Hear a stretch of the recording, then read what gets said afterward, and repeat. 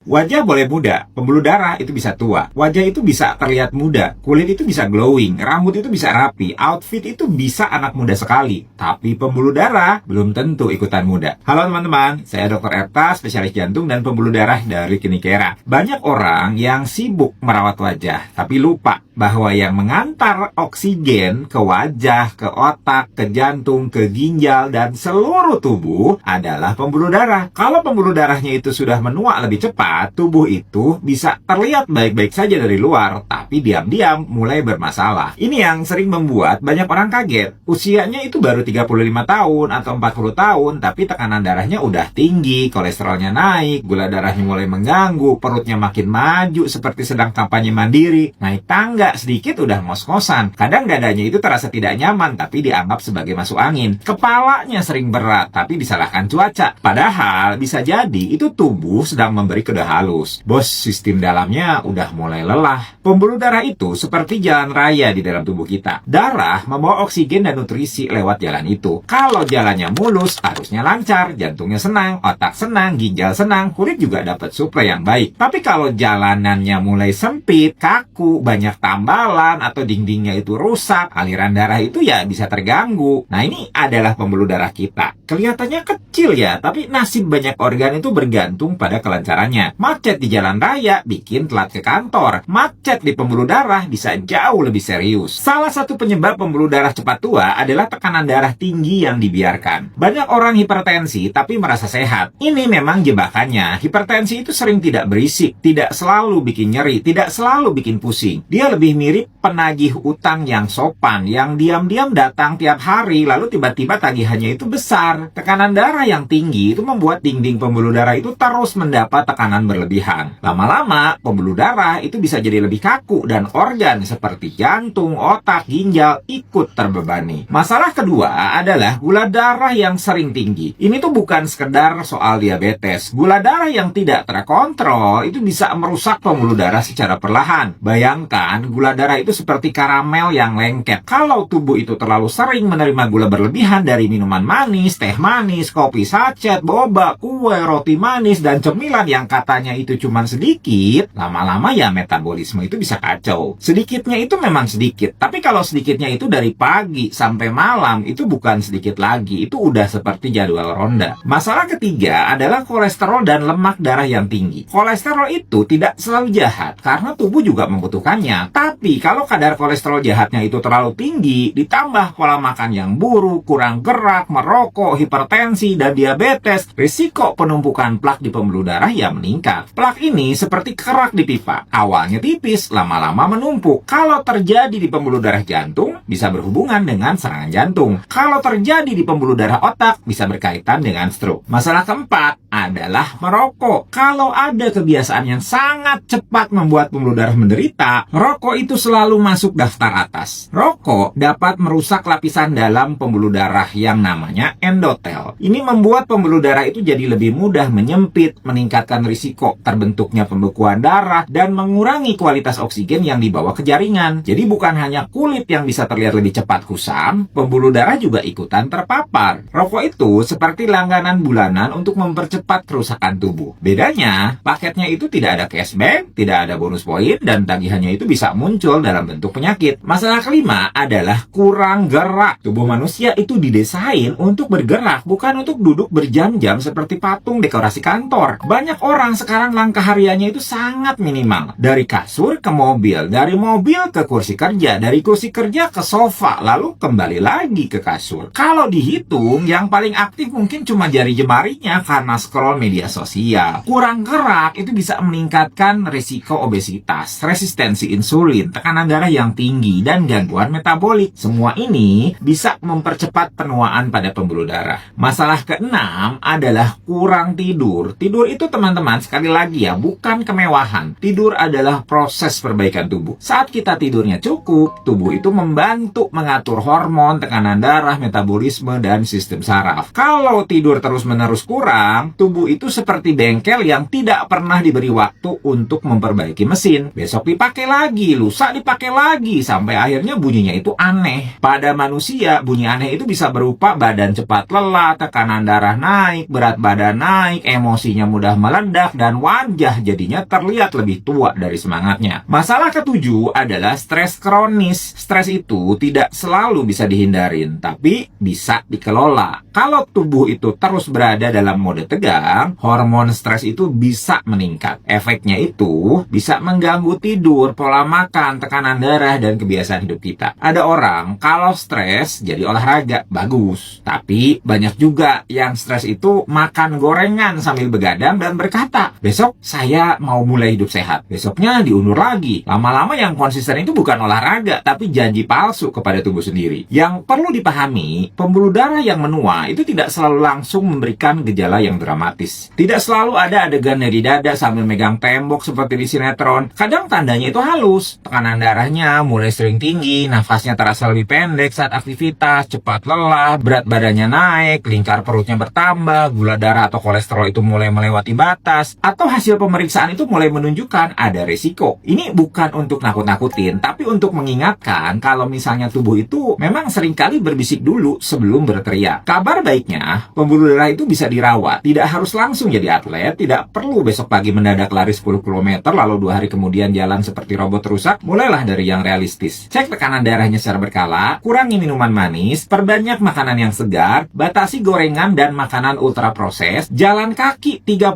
menit sehari, tidur lebih teratur, berhenti ngerokok, kelola stresnya. Dan kalau ada faktor resiko, kayak ada riwayat keluarga, obesitas, hipertensi, diabetes, atau kolesterol tinggi, jangan tunggu dulu ada keluhan baru periksa ya. Banyak orang yang ingin awet muda dari luar, itu tidak salah. Merawat kulit boleh, pakai sunscreen boleh, pakai skincare boleh, tapi jangan sampai ya wajahnya dirawat seperti aset premium, sementara pembuluh darah itu diperlakukan seperti jalan rusak yang tidak pernah diaspal. Karena kulit yang sehat juga butuh aliran darah yang sehat. Otak yang tajam itu butuh pembuluh darah yang sehat. Jantung yang kuat itu butuh pembuluh darah yang sehat. Ginjal yang bekerja baik itu juga bergantung pada pembuluh darah yang baik. Jadi wajahnya boleh muda, tapi pastikan pembuluh darahnya jangan tua duluan. Karena sehat itu bukan cuma terlihat segar di foto, tapi juga kuat saat naik tangga, tenang saat cek tekanan darah, dan tidak panik saat melihat hasil lab. Kalau teman-teman merasa video ini relevan, tuliskan ya di kolom komentar, kebiasaan mana nih yang paling sulit dirubah? Dan share video ini ke keluarga atau teman, karena kadang yang terlihat baik-baik saja dari luar, justru sedang butuh diingatkan dari dalam.